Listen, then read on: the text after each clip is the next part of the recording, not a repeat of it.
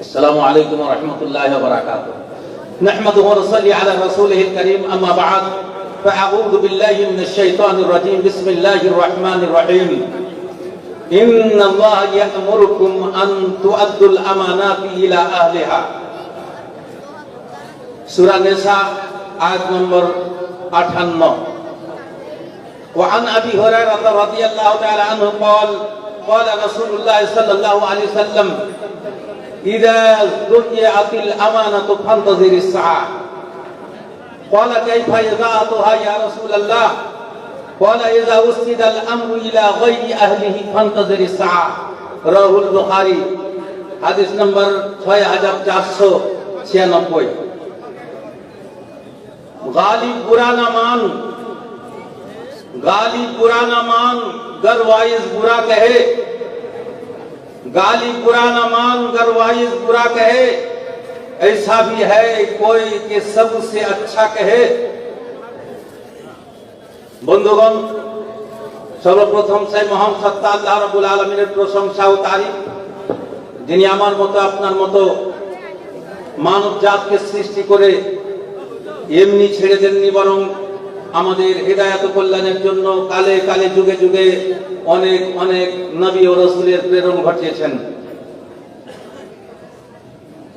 তন্মধ্যে হতে শেষ নবী সরওয়ারে কায়নাত, ফখরে মওজুদাত, সাহেবে সাআদাত, নাম নামি ইসমে গ্রামি জনাবে মুহাম্মদুর রাসূলুল্লাহ, বলুন সাল্লাল্লাহু আলাইহি ওয়াসাল্লাম, তথা তার উপর অসংখ্য দুরূদ ও সালাম বর্ষিত হোক।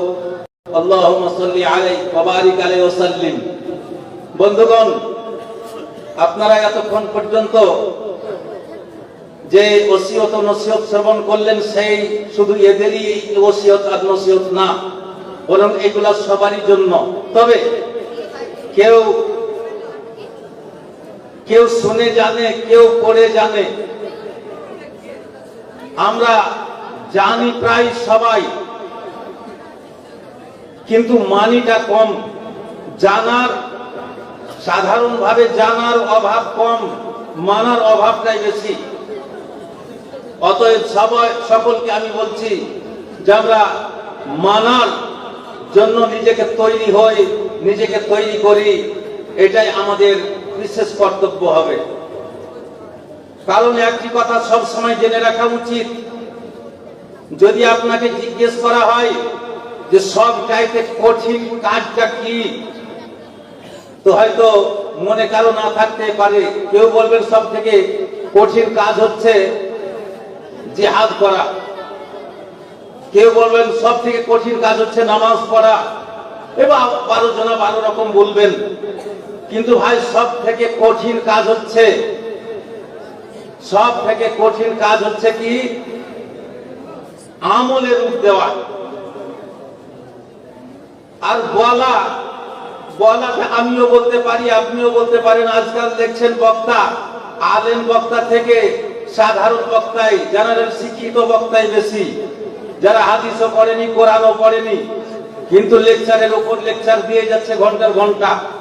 তাহলে বলাটা বেশি কষ্টকর নয়, আমলটা হচ্ছে বেশি কষ্টকর। তাই আমি বলছি যে আসুন, যতদূর আমরা বলবো ততদূর যাতে আমল করি। এটা আমার প্রধান ওসিয়ত ও নসিহত হচ্ছে আমার এই 3 জন আজকের বিশেষ ছাত্রদের।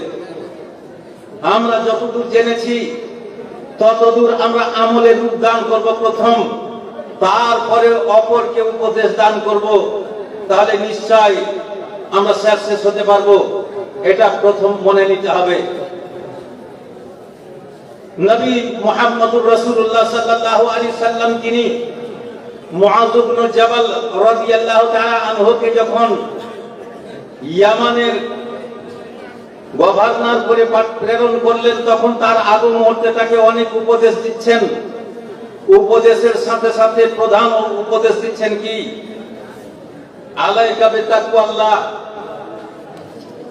তুমি তাকওয়া গ্রহণ করো, তাকওয়া ইখতিয়ার করো, তোমার মধ্যে তাকওয়ার মতো সিফাত আনয়ন করো।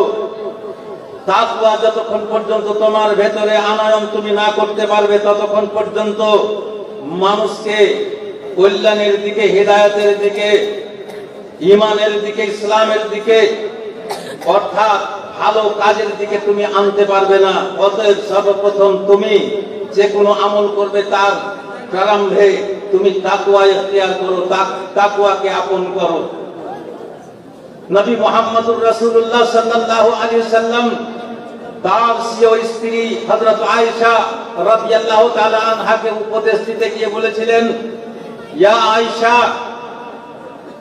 আলাইকি বিতাকওয়াল্লাহ, তুমি তাকওয়ার প্রতি অটলতা অবলম্বন করো, তুমি তাকওয়াকে একমাত্র তোমার পথ হিসেবে তুমি গ্রহণ করো, তাহলে তুমি সব কাজেই সাকসেস হবে, সব কাজেই তুমি সাফল্য হবে। আর যতক্ষণ পর্যন্ত তুমি তাকওয়াকে আপন না করতে পারবে তুমি সাকসেস হবে না, তোমার কথা সকলেই বর্জন করবে, গ্রহণ করবে না। এই সবগুলোর দিকেই তাকিয়ে আল্লাহ রাব্বুল আলামিন মহাগ্রন্থ আল কোরআনের মাঝে ইরশাদ করেন, ইন্নাল্লাহা ইয়া'মুরুকুম আন তু'আদ্দুল আমানাতি ইলা আহলিহা। হে সারা বিশ্ববাসীরা, তোমরা এই কথা অন্তরে গেঁথে নাও, এটা জেনে নাও যে তুমি যখনই একটি কোনো কাজ করতে যাবে, তোমার উপরে কোনো দায়িত্ব অর্পণ করা হবে, সেটাকে তুমি আমানত হিসেবে গ্রহণ করবে। যখন তুমি সেটা আমানত হিসেবে গ্রহণ করবে তখন তুমি সেই কাজে জয় লাভ করবে। কারণ আমানতের খেয়ানত করা হচ্ছে মহাপাপ। তো তুমি জীবনে আমানতের খেয়ানত করবে না। আমার আজকের এই ছাত্রদের আমি এই উপদেশ দিতে চাই, তোমরা জীবনে কোনোদিন আমানতের খেয়ানত করবে না। এই পাগড়ির ভেতরে ভরা আছে আমানত, এটা আমানতের পাগড়ি। এইটা আমরা লিখতে দিয়েছি দীর্ঘ 12 বছর মেয়াদী শিক্ষা। এই দীর্ঘ 12 বছরই মেয়াদী শিক্ষা এর ভিতরে ঢোকানো রয়েছে। এতদিন ধরে তোমরা যে শিক্ষা গ্রহণ করেছো, এই শিক্ষাগুলি এর ভেতরে আমরা ভরে তোমাকে দিয়ে দিলাম, তোমার মাথায় বোঝা চাপিয়ে দিলাম। এখন তুমি দিন ইসলামের পাগড়িওয়ালা। একটা আমওয়ালা চলে যায় আমের ঢাকি নিয়ে, আপনি বলবেন এই আমওয়ালা। এক লিচুওয়ালা চলে যায় পথ দিয়ে, মাথায় তার লিচুর বোঝা, আপনি বলবেন এই লিচুওয়ালা। তেমনি এরা হচ্ছে এখন দ্বীনের পাগড়িওয়ালা, এরা দ্বীনওয়ালা। আমার ছাত্ররা, আজকে তোমাদের এই দ্বীনের পাগড়ি মাথায় দিয়ে আমি তোমাদের এই আমানতের পাগড়ি হিসেবে তোমাদের বলতে চাই, তোমরা যেই কোনো জায়গাতে যাবে আমানতের খেয়ানত তুমি জীবনে করবে না। আর এই ধর্মটাই হচ্ছে আমাদের আমানত, এই দ্বীন ইসলামই হচ্ছে আমাদের আমানত। কারণ প্রথম হচ্ছে আমাদের এই শিক্ষা, এই শিক্ষাটা একটা আমাদের আমানত। আমরা যদি, আমার বেতন হচ্ছে 12,000 টাকা, আর আমি ওই বেতনের যাবতীয় আমাকে কমিটি মশায়েরা যা দায়িত্ব আমার উপর অর্পণ করেছে, আমি যদি অক্ষরে অক্ষরে পালন না করতে পারি, আমি আমানতের খেয়ানত করলাম। আমার ওই 12,000 টাকা বেতন নেওয়া যথেষ্ট হবে না, বরং আমাকে যতটা পরিমাণে আমি আমার ডিউটিকে আমি গাফলাতি করলাম, আমার ডিউটিকে আমি হজম করলাম, আমার ডিউটিকে আমি খেয়ে ফেললাম, তত পরিমাণে আমার বেতন কমিয়ে দেওয়া উচিত। কারণ আমি আমানত রক্ষা করতে পারিনি, আমি আমানতের খেয়ানত করেছি, আমার দায়িত্ব আমি সামলাতে পারিনি, আমার দায়িত্ব আমার জ্ঞান নাই, আমার দায়িত্ব বহন করতে আমি পারিনি। অতএব আমার ছাত্রবৃন্দুরা, এই আমানতের পাগড়ি তোমাদের আমি লিখতে দিলাম, যাতে করে এই আমানত তোমরা রক্ষা করতে পারো। এই আশা করি, আল্লাহর কাছে দোয়া করি, আল্লাহ গো, তুমি আমাদের এই ছাত্রদের আমানতের দায়িত্ব যা আমরা দিলাম তা যাতে অক্ষরে অক্ষরে পালন করতে পারে, সেই মতো বিবেক দাও, সেই মতো বুদ্ধি দাও, সেই মতো জ্ঞান দাও, সেই মতো ক্ষমতা দান করো, সেই মতো তৌফিক দান করো। আমিন। সকলে বলুন আল্লাহুম্মা আমিন।